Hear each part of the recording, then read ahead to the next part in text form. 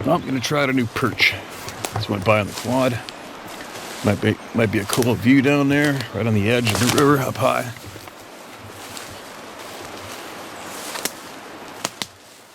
Check it out.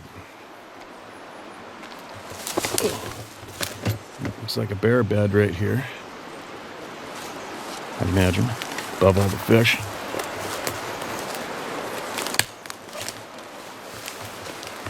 Definitely one ridge trail right here. Holy shit. All game. All game on this thing.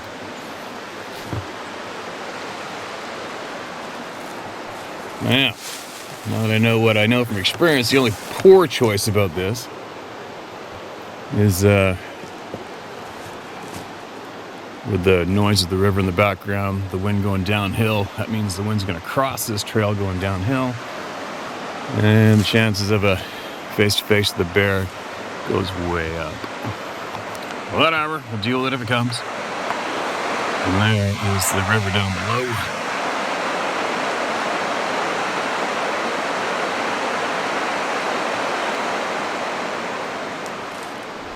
Look at this game trail. Wow.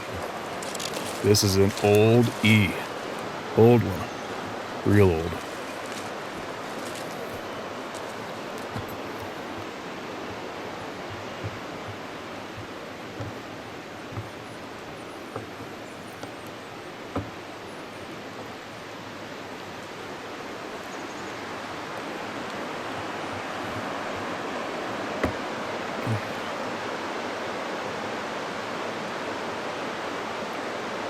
All right, now, where should I do? Oh, here's a cool little perch. Oh, maybe not.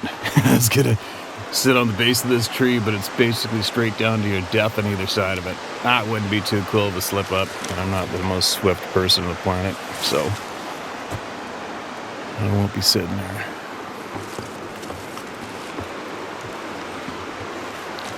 Let's see, give me a second.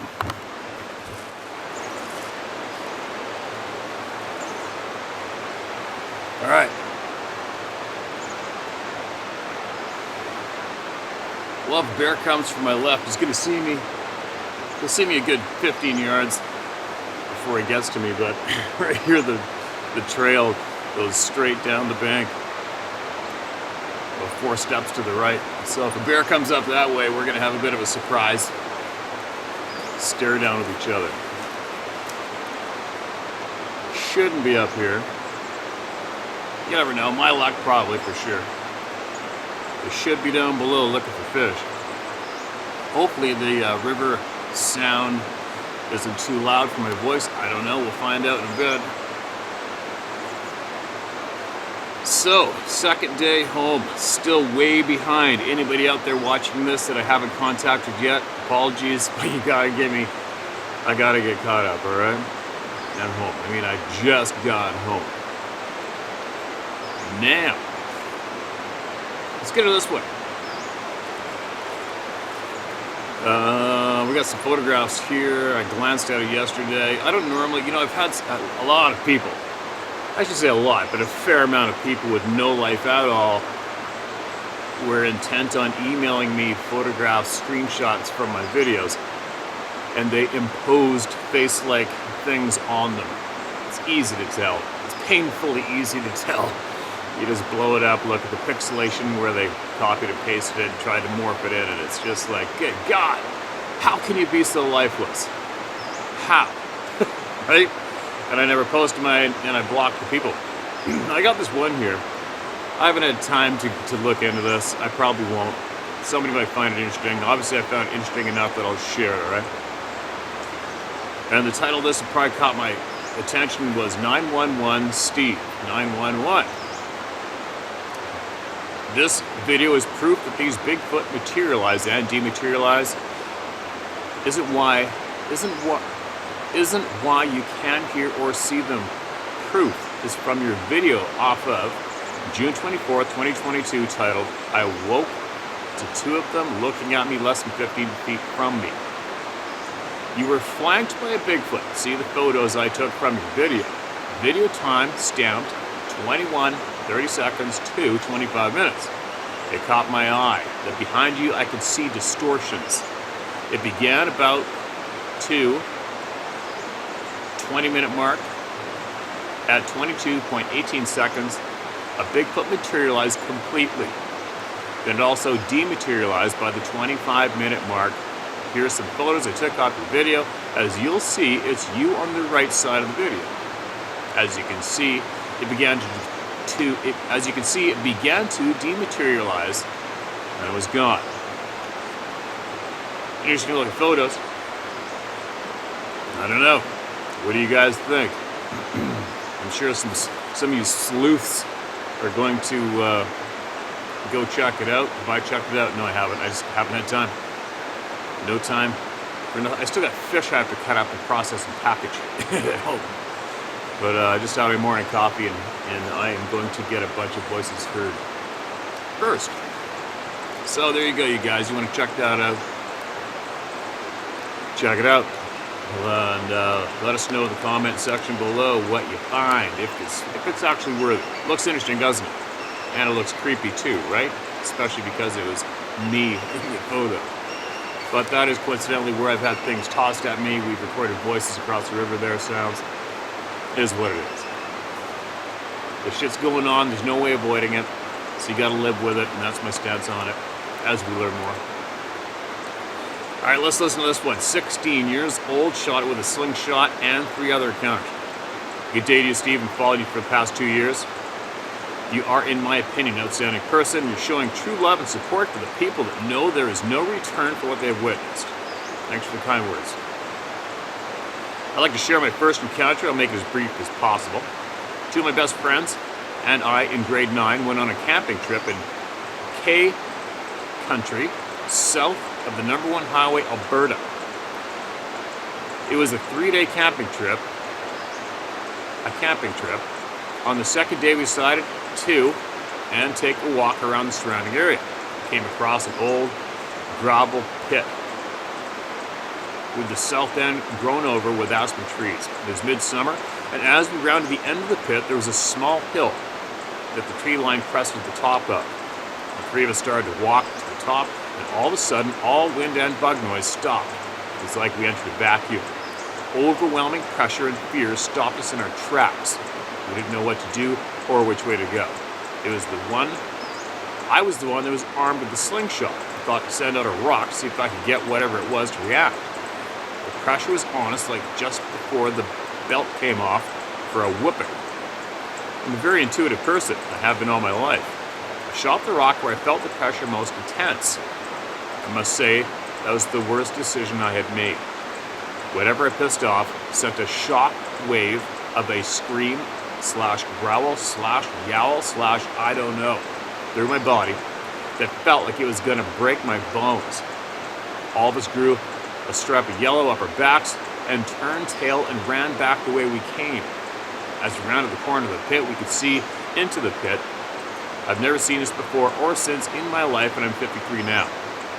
Every creature that was in the crops of trees were running side by side away from that noise. I'm talking deer, coyotes, rabbits, grouse, and even mice.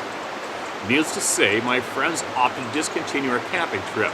We were not followed, but in retrospect, I believe we interrupted a hunting trip for whatever that was in the bush. I've been out in the woods most of my life. That noise was not anything that was known to me, and have never heard that since. On retrospect, I can appreciate the frustration of having a stalk be interrupted by an interloper. LOL. Based on how they can read our thoughts and our hearts, maybe my innocence and purity of heart, or just being plain stupid, forwarded us forgiveness by that creature. A sense learned, my heart remains honest, true, and naive because of my devotion to Christ and our Creator. This is mostly the only reason I still walk this planet. I can relate to you, Steve, with a traumatic upbringing. Those days were quite violent, which led me to a place of bully the bully and put me into the infantry straight out of high school, as well as 35 years of a martial art that I joined directly. It was not, that was not a sport. I figured the best thing I could do to protect the ones that I love and protect the ones that are aggressors in our lives, to become mature and absolutely capable of whatever is necessary for peace and survival. If anything that will help a person on this walk of life, absolutely make connection with Christ and with God. Let them take the reins of your life and become a force of nature, tempered with the innocence of a 3-year-old. It worked for me. My old teachers, including my sergeants, have told me no matter what's happened, if you can't make a joke in the worst of times, you're not worth anything.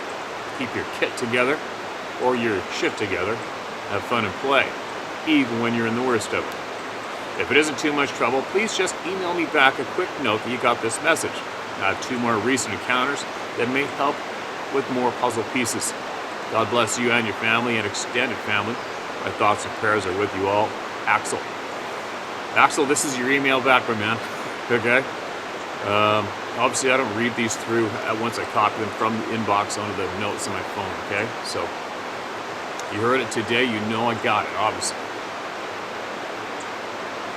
Yeah, chucking rocks at them doesn't seem to go over too well, right? Chucking anything back at them.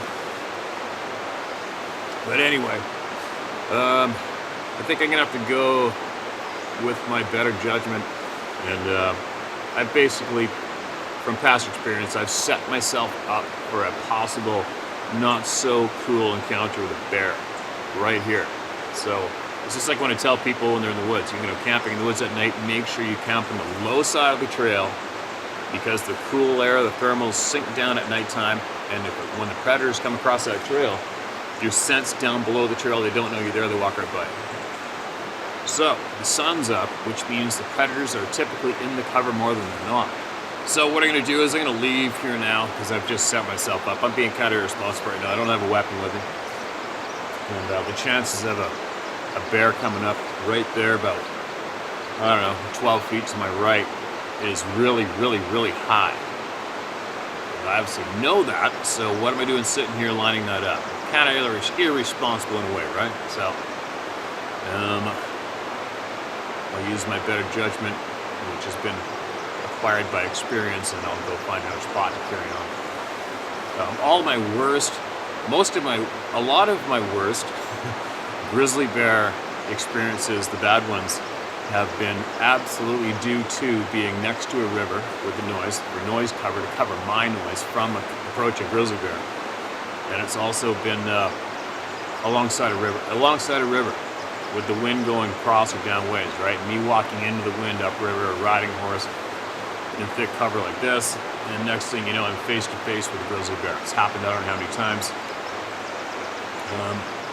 So there, we're gonna move to a different spot, so I don't have to deal with some unexpected grief. So I'll be back in a minute. All right, what more of a fitting place to resume than exactly where the previous emailer figured something was behind me. So something wants to do it again, bring it on. We're here. Now, let's get some more people heard, knowledge out there that we need. And there's shit out there that people need to get off their chest, and this is the place to do it. I hope the river's not too loud in the background, so I got the camera's actually only 3, 4, 5 feet from me, so you should be able to hear me clearly. All right, now what do we got going on here? Piecing things together. Title of this one. Hi Steve, Mike here. Hope this is not too long. I've been following your videos and information you've been sharing for a few years. Back from that local BC hunting page that has now turned out mainly political the last few years. Oh no shit, yeah, I haven't been on there in years, Mike. Saw the writing on the wall, so obviously you're probably familiar with me being the #1 mouthpiece when somebody started a thread on Sasquatch on there, right? That was entertaining. Yeah, I don't go on there, haven't been on there for years. I was born and raised in Nanaimo, hunted and fished and camped all my life. 60 years on the island, now located in the Caribou the last 3.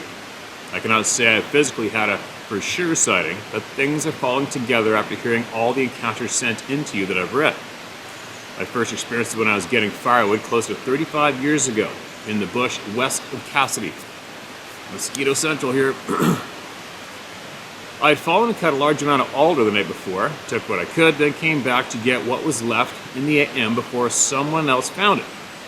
Got there first light with my black lab and decided to just sit and have a coffee first. The dog was laying beside me behind the truck, and he perked up and was looking at the thick bush alders and ferns everywhere. Could not see far, but I saw a very dark something that I thought was a bear back over the brush. I could hear the dry creek bed rocks shifting underfoot. So, I put the dog in the cab of the truck, grabbed my rifle as it was bear season, and went to see. I got through the thick stuff and opened onto the creek bed. Fist-sized rocks or bigger, so no tracks, but could not see anything. Then I turned back to the truck and I could not see the truck at all over the brush, and I'm 6'5" tall. It really gave me an eerie feeling, and could not understand how that was possible that I could see something when sitting on a block of wood, but could not see out when standing in the same spot. Then, 25 or 30 years after this event, I was talking to another avid hunter who's been hunting that same area with his father since he was a kid. And about the same era and time I was there. He told me about his dad, who was a senior at the time, hunting on exactly the same old spur, walking the grade, and saw what he thought was a bear, as it was very dark also along the side, 20 or so feet in the thick bush. He went in to see where the bear had gone, and same thing for him, way above his head. So, could not understand how that was possible. When the son went to pick him up in the truck, he was standing on the main road with his gun at the ready, facing that spur and timber. He did not go there again. I used to hunt what they call the Del Rio, the triangle between Chetwynd, Dawson, and Fort St. John near Hudson Hope. That's exactly where I videotaped all the sticks. My camera was spun around the next tree, where my friend heard the wood knocking, but I didn't hear it.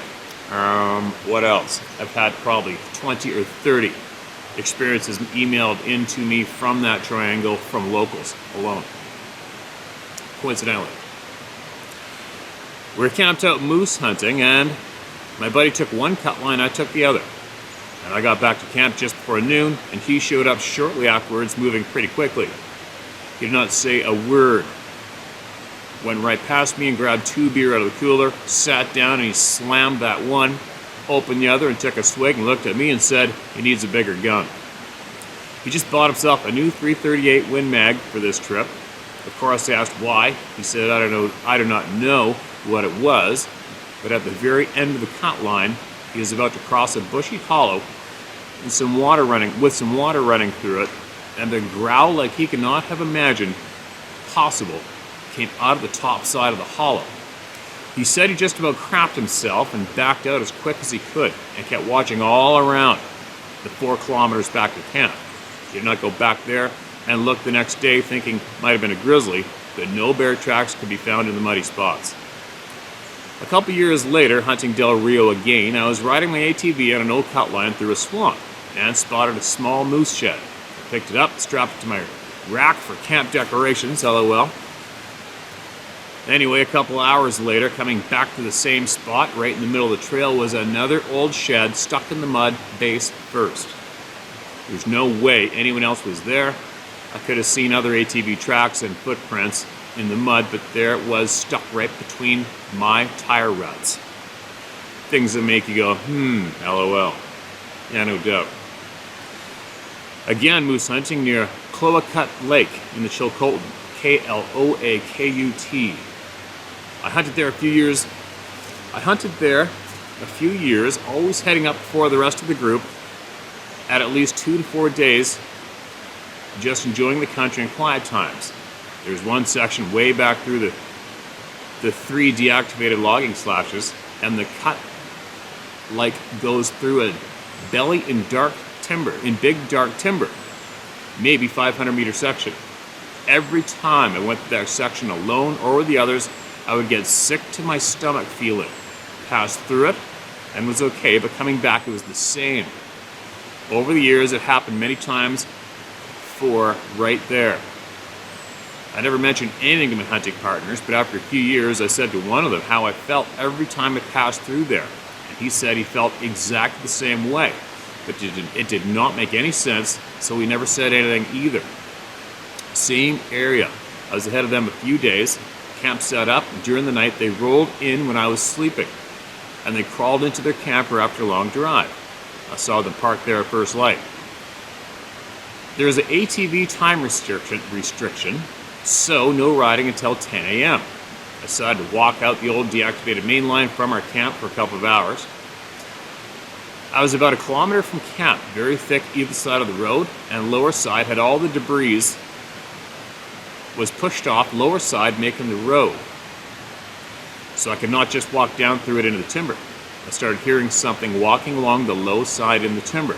It seemed to be beside, not ahead or behind, but I would stop and listen, nothing, and walk again, and it would also. I had a very uneasy feeling, but knew if it was grizzly, it would have to get through that jumbled mess along the road edge so I'd have time to react. I kept going at a slow pace, and this continued for 20 minutes or so. It stopped. But again, I honestly never thought about what possible reason for this, other than a big animal, bear, or moose, but they do not stop and move when you do. I then said screw it and headed back for coffee, but did not hear it again. After hearing so many encounters from all your videos, things are falling in place about what it was all those different times. I've had other sightings over the I've had other things over the decades, trees coming down on the trail behind me, grouse thumping through the night, raven calls well after dark. Again, falling in place, now thanks to you and your round table. I do not get out like I did. I have pretty severe arthritis in my back, so not much walking. But still get out on the side-by-side. Not the same as hiking, but you got to do what you can while you can. Thanks so much for what you're doing, Steve. It means a lot to all of us. Your video shares are part of our daily ritual. Keep up the good work. All the best to you and Sarah Mike. Mike, appreciate you writing in, man. And especially due to the fact that it's, I know every single trail in that triangle you're talking about, and I'll guarantee I've been down the exact same cut line that you mentioned. Also, side note mention for that same area, I went there by myself after the moose season shut down, and the place is desolate. Nobody was there. Frick, I forget which creek I parked at, but I went to the end of that road, straight towards the piece, and shot a big elk back in there. But anyway, what I was going to mention was when I was camped by myself, I think about 6 different trees came down through the night, the first night, and every single time I got up to go pee, a grouse would start going off. And that was like 2, 3, 4 in the morning, right? I didn't feel scared, I didn't run, and I continued to push onward, and I shot that out. I did feel a little creeped out in the dark coming out from there one evening, but that's about it. What else can I share? Shit, I was just going to touch on something else that you shared. Oh, when you went through that timber and you felt sick to your stomach every time, man, coming back through. That's exactly what was going on when I had that, the first time I ever saw one of these things. And I don't know if you heard that story or not, but every single time I got up to the top of the mountain and I cut through that low pass, which was the top of the ridge, but is in a dip, and the old deactivated road went right through the dip, deep shalal and big mature firs on either side, moss bluff rocks inside, both sides you couldn't see from the road. And every single time I was about to go through that pass, it made me want to puke. I was not looking forward to it. The hairs stand on end, anxiety, and I just dreaded that part of my hike going up because it was always in the dark. And then I also dreaded having to come back through that pass on my way out every single time. And then finally that one time, that thing screwed up and was perfectly silhouetted on the rock above me, staring at me. And that is something I can relate to you. Well, you said if we're going through that timber and feeling sick each time. And I also know some friends of mine who live south of Whistler, British Columbia, where they have a spot near Daisy Lake, where exact same thing. And they have no interest in this topic, but every time they go through a little pass, which is I think a pass goes underneath the highway to Daisy Lake right there, they feel like they're getting stared at every time the dog freaks out. That's been going on for years. So go figure, right? Anyway, man, thanks for emailing in, and thanks for the kind words, supportive words, and you know that without people like you, this is nothing here, right?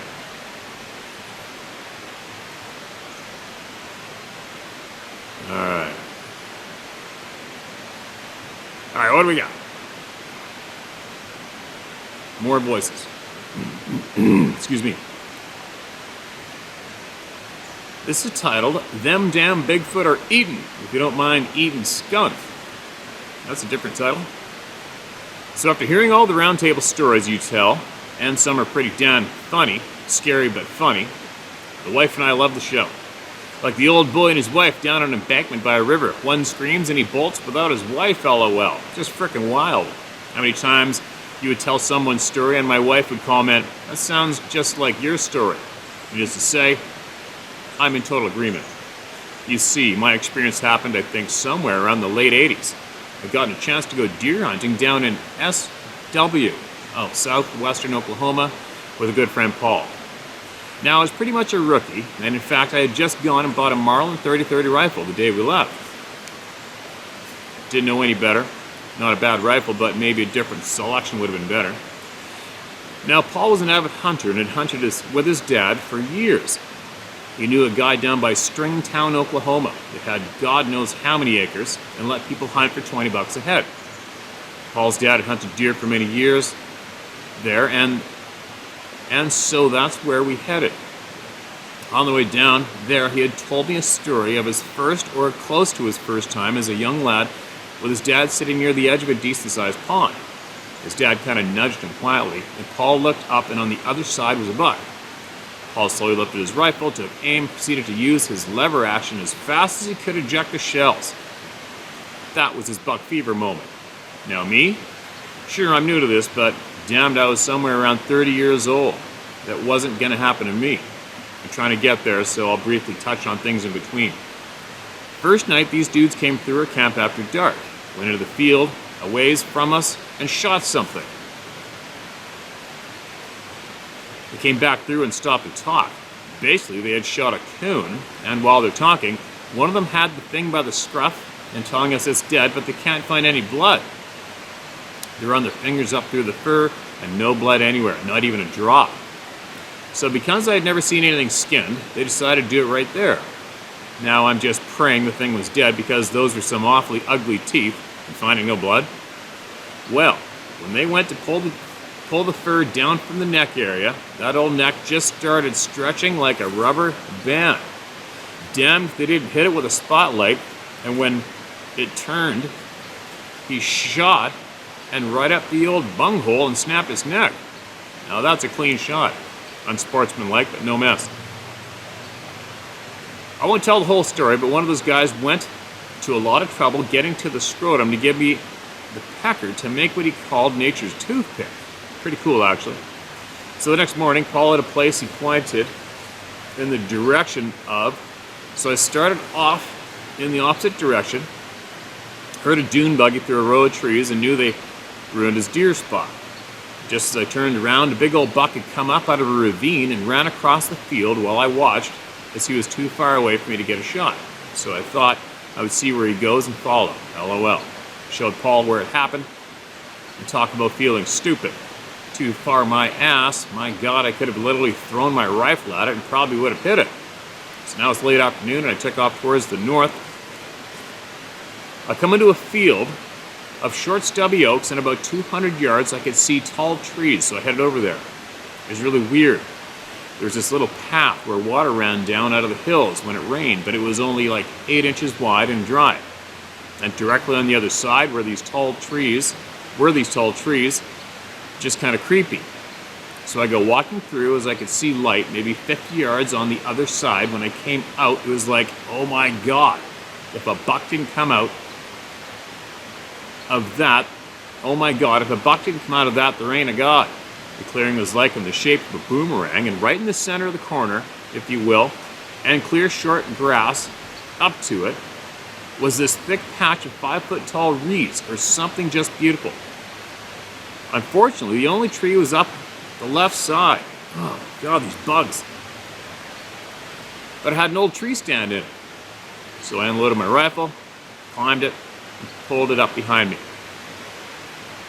Now in that tall forest, when I came through, almost every tree had scraped about maybe 5 feet long at the base, like something was pawing for nuts or whatever.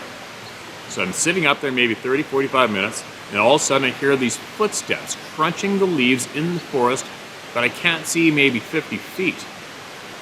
Then it's all forest. It would take like 3 steps, crunch, crunch, crunch, and stop. I'm so excited, and just pray a big old buck came out. About 5 minutes go by, and crunch, crunch, crunch. Step, another 5 minutes, and crunch, crunch, crunch. I'm really just, wow, come on. And think about all those marks in the leaves, and it being a deer looking for acorns, but damn. Crunch, crunch, crunch. I mean, this went on for at least an hour, and just would not come out. So here I am up in this tree, starting to get a little scared because of this bullshit crunch, crunch, crunch with those stops. It was like, okay, maybe something's stalking me. The sun's already started going down. I'm in a strange area, quite away from camp. Not sure if I could find it if it got dark, and now I'm stuck up in a tree with God knows what in them woods. So I got no choice. I got to come down. So the safety rules went out the window, and I lowered my rifle fully loaded with one in the chamber. All I had to do was pull the hammer back. So with a deep breath, I hit the ground, had my rifle in hand, and pointed at the woods in a split second, just knowing something was going to come charging at me. Thank God nothing did. So I made it back to camp and told Paul about this beautiful spot, that he had a place he wanted to sit in. So 5 a.m. or so, I headed out to that tree stand. On the way, I started thinking as a rookie that I am, I never even looked for deer tracks. Going through those tall trees is still kind of creepy. But I went, and when I came into the clearing, I started searching the ground for tracks. My rifle laid across my arms as I moved forward, looking down, and all of a sudden I was like, what the hell? Even now my eyes water and the hair stands up on the back of my neck 30 years later, and has every time I tell that story. I saw this track as I was just walking, looking for little deer tracks. I frickin' wasn't looking for some shit 15 inches long and God knows how wide. I backed up a couple steps. The fear that came over me is so freaking unexplainable. Without thinking really, all I could think about was last night, that crunch, crunch, crunch. Oh my God. I had no choice, I had to move. I threw the hammer back, my 30-30, walked through that Hansel and Gretel forest, walking like G.I. Joe. And if anything brown, black, or fuzzy, and it moved, it was hammer time. I can't tell you how good it felt across that little water path into short, stubby oaks. I could see now, but damned if I didn't feel like something was watching me. I got back to camp and I was reluctant, but Paul wanted to go back over there with me and see it. And I'm like, no frickin' way. Not without some serious firepower. But then he told me this is the last day and those 2 guys headed out earlier. We went back over there and this thing was kind of weird. The track was sunk pretty good into the soft soil, maybe 3/4 to 1 inch. It appeared to be right foot, but right in the middle of where the ball of the foot should be, just behind the big toe, there was what I call a pylon of dirt that stood straight up from the ground, yet the earth all around was compacted down. It was like some sort of an injury that put a hole in his foot. Paul took out his knife and poked it on the top, and sure enough, it was soft as hell. And just like I'd seen on TV, I could put my size 11 men's boot in it with plenty of space all around it. And the toes were real pronounced, as though it was on a run and turned on its pivot foot, sinking the front of it down into the earth. Thank God that was Sunday. I couldn't have camped another night there for shit. Unfortunately, the only way off this property was to wait for the rancher to feed his cattle twice a day, morning and late evening. Paul and I waited for 2 to 3 hours by that grate. So there was no going to town to get plaster of Paris, not to mention explaining that to the rancher. Probably tell us to get the hell off his land and don't come back. Paul has since passed, but dang, if that boy wouldn't admit to nothing every time I would tell that story at parties or whatnot. But to save my honor, I would force him. And to at that very at least admit, well, yeah, it was some kind of trap. Most people are afraid of ridicule. Not me. Most of our friends knew me to tell the truth. So it's a wonder things like this aren't figured out soon. Whew. Okay, we got through that one, my man. That was a long email. We gotta share it. And I'll guarantee you You're not the only one to have had a reaction to a footprint in the mud like that. Who doesn't, right? Who doesn't react that way? Anyway, anything going on behind me? These mosquitoes are driving me frickin' batshit crazy. I can't read smooth, and they're biting the shit out of me. So I'm gonna cut this one a little short, and I'm gonna head back to the ranch. Maybe we'll go into the shop and fill in a few more blanks. All right? Looks like it's gonna rain too. See what happens here. I gotta get going back in. And I'll be back in a few minutes. Possibly. Alright, I'll try one more here. Hopefully the sunlight detours the mosquitoes. We'll see. I don't know, here they come. There's one. I'll get through another one. Then we'll head back. I hate being indoors. I'd rather be out here, but I'm not into getting gobbled up alive. Alright, here we go. What's this one? This is titled Many Washington Cascades Encounters. Dear Steve, I hope this email finds you well. My name is Jeff Pierce, and I live over at the moment by Mount Rainier. And yes, you can and use my name and location because I don't give an F or a flying F about what anyone thinks or about anything anybody has to say about it. I grew up in the western slopes of the Cascade Mountain Range. We moved from Iowa Des Moines area to Washington State in 1966. Just a little bit of background of where I grew up. So I was always out in the woods and used to protect the black bears from the poachers. And so the black bears were my friends. The poachers would set up the traps, and then they would pour a 55-gallon drum full of apples all over the top of the bear traps. I'd be watching from the woods as soon as I heard the truck to be a couple miles away, because at the time you can hear a long ways on the concrete roads, thump, thump, thump, as the cars go down the road. I would snap the traps and take them and drag them down to what I thought was a bottomless peat bog. It was next to Patterson Creek, where I fished growing up as a kid. My first encounter, I was 14 years old, and I was riding my 10-speed up the road called Tolt Hill. I was about 3/4 of the way to the top, and it came around a hairpin corner, and I'm pushing my bike because the road's really steep, and I hear something running down a fire road. I turn to my right, and there is this effing thing. I don't know what it was. It wasn't a Sasquatch. I can still see it right now in my mind. Now, I've seen big black bear, and this is no bear. It had the body of, I want to say, almost like a brown or grizzly. But it had a wolf head. I mean, a wolf-looking head. It wasn't like a wolf's head, it just looked like an effing wolf. It had really big long canines, and it was running towards me, full bore, snapping its teeth. And I mean, it was coming to kill me. I knew it effing scared the shit out of me. I'm scared to even write about it.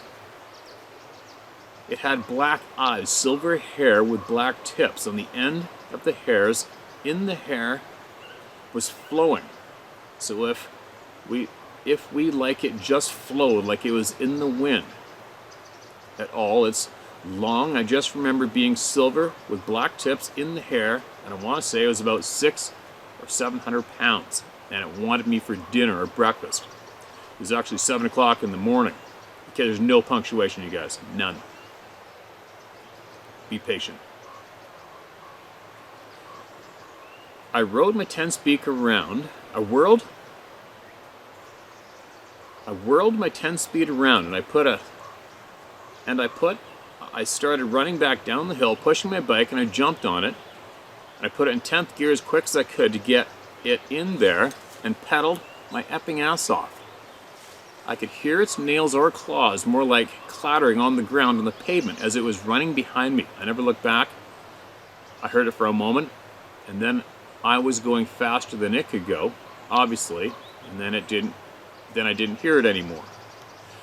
Because I'm telling you, Willis, if it would have caught me, I would be dead.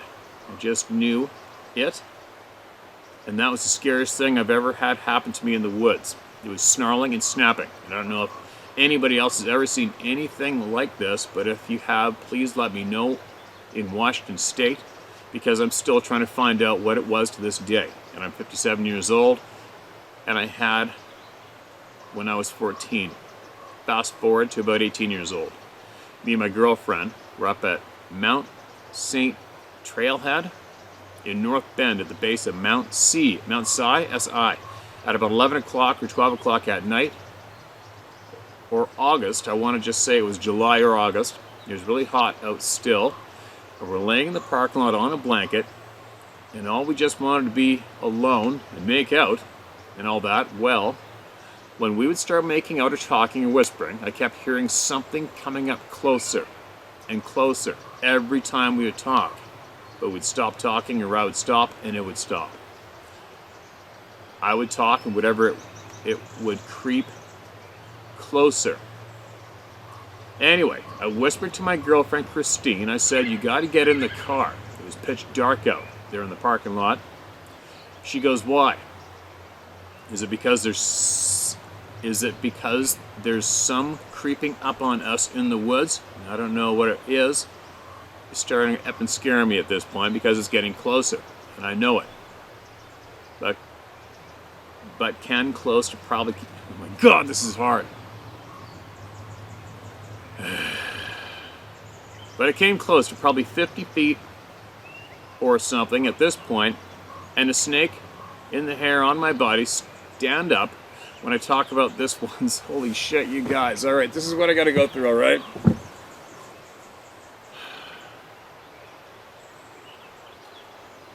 When I talk about this one's, because there's some creeping up on us in the woods. I don't know what it is. It's starting to up and scare me at this point because it's getting closer. I know it.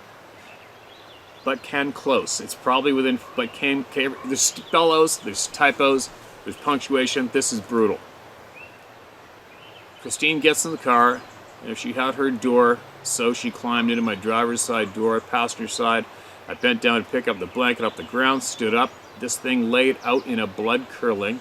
It was the loudest scream, like just effing loud and long, and it was right in my face. I mean, it was right there. I mean, I don't know how long it lasted. Maybe freeze for a second, but only for a second. You know, because that encounter up in Tolt Hill, I up and jumped in my car. I have that thing to the floor, I fired up, never taken my foot off the gas, not once, dropped in reverse. Rocks and shit were flying. I went from reverse for a first. I did a reverse to first. Flipped the bitch in parking lot, scanned the whole area of my car as I'm whipping Brody in there, and rocks and shit. Okay, this is it. That's done. This goes twice as long. I'm sorry, and I'm sorry that I posted this up for you guys to witness, but I have to, because if you guys are going to email me, you're going to have to proofread your email. I don't have time to. I'm not the grammar Nazi. I don't have time to read these 2 or 3 times over, go through the punctuation, and do all that shit. I just don't. All right? There's too many people in line. I got too much shit on the go. And that was frustrating, right? Okay, to the original email. Redo your shit, send it in again, and I'll read it smoothly, all right? Let's get another one read. That was frickin' brutal. Normally I cut the shit out, but I'm not gonna this time. I'm gonna take you guys in the same ride I gotta go through, because we're all on the same team, the same table, and we're all equal, and this is just a fact of what happens sometimes. Let's get on with this one. Let's see what we got coming with this one. Can we read it? There we go. Ongoing on our farm up to March 2022. Hello Steve, I'm a farmer in my early 70s, and I decided to tell you what's happened to us on our farm. After watching your videos for a couple of years, I may have come up with some answers to what has happened to us that we could not explain. I'm telling this so that maybe it will help someone else. Right on, man. Appreciate that. About 25 years ago, I would cut firewood and stay the night alone in a converted school bus, since it was far from home. One night in February '96, I was awakened by what sounded like a police whistle blown nearby out in the timber. It must have lasted 30 seconds or more. No other noises after that night at that location. 3 years later, at the same location, what smelled like a wet dog came nearby in the middle of the night. I yelled at it to leave, and it must have left because the smell was gone. On our farm, we had an apple tree in the backyard. It would only produce about once every couple of years. One year, I think in 2017, it was loaded with apples. We got up in the morning to pick apples, and every one of the apples was gone. Our home sits on a drive about 1,000 feet off the highway and can't be seen. This tree was at least 12 feet tall and 16 feet across. It would have had bushes of fruit on it. We didn't get any that year. In 2018, we moved about 100 miles south, still in the heart of the Ozark Mountains of Missouri. We had a home built that would be good for an older couple to move around in. We also had a new barn built that year. This time we're about 800 feet away from the highway, out in a pasture with timber and many trees nearby. Many mornings I would walk to the barn and hear something smacking trees out in the timber near my barn. Back then I had no idea what that could have been. In the summer of 21, around 10:30 p.m., with the windows open, we heard a whoop very near our front porch. My wife said, "What was that?" I'd watched enough of your videos by then to tell her what I thought it was. In the fall of 21, with the screen door open in my bedroom about 2 a.m., something out near our porch yelled out, "Joe," about 3 times. Our dog, that would really sound off when someone gets near our home, only remained quiet. That's interesting. In January 22, at about 12:30 a.m., something was whistling an unknown tune out in the yard. This went on for at least a minute or so. Another night, in January 22, I was awakened by loud whistling in the yard. Steve, it made my stomach knot up and my skin goosebump. I've had a bad appendix operated on years ago, and the pain was worse than the infected appendix. My dog only whimpered. In March 22, I awakened in the night to hear voices talking nearby. There wasn't any language that I know of. Again, the dog was silent. This morning, March 19th, 2022, my wife went out to the garden in her backyard. I had spread fertilizer on it and worked it up the day before. On the grass near the garden was a dead rabbit. It had no marks on it that we could tell, but did feel flattened some. Our dog would only sniff at it. Maybe it was left as a trade for what would come later from our garden. I'll continue keeping a journal of all these happenings, so after some more things happening, if you want, I'll write again. Watching your videos is sort of like going to school again. I appreciate all the effort and expense that you invest. Use my name if you want. It's Don Lodgeston, with a D. God bless and be careful out there. Don, you be careful out there, man. Sounds like whatever's there doesn't mean you any harm, and they're just hanging out and existing. That's a fish jumping. For anybody that thinks I got something thrown at me, it wasn't. And I don't envy you. I don't need that shit. I mean, I got shit going around here anyway, but I just want to go home and live in peace. I don't want to have to be woken up by strange language outside my bedroom window or the porch or whistling or banging on the walls. Not into it, all right? But I want to know the truth. I want to know all the truths of what's going on.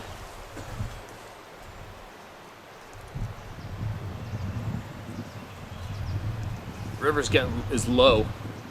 Just need to warm up a little bit, then I'm going to swim this river and see if I can find my GoPro that I snapped off my fishing rod back when it was too cold and too fast. See the sockeye still jumping in the back. I don't know if any bears might be behind me.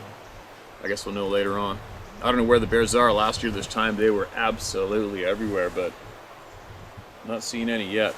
I should probably put my trail cameras out around that whole basin there like I did last year and see what comes. But anyways, Don, be careful, man. And make sure you speak honestly with all of your family and or visitors who stay overnight or whatever. Just be honest, man. Just tell everybody the honest truth what's going on. At least then you did, right? In case somebody unfortunately has a face-to-face bump into one of these things walking around the back of the barn or whatever. Because if they do, and they find out that you knew something was up and you didn't share with them, they're going to be really pissed, right? I would be. So try to be honest and tell everybody what's going on, man. And that goes for everybody else out there listening too. Just be honest. Just be honest. It's easy. Tell the truth. Don't be scared of the truth. Don't be scared of people. Just quit being scared. Tell the truth. There we go. What was that? 3 different places in one video. That's a different one, isn't it? Gotta go home, back to fencing. Here we go. And I will probably share again from the shop. This weather's not going to be too conducive to me hanging out here, so be safe out there and keep emailing me in what you need to email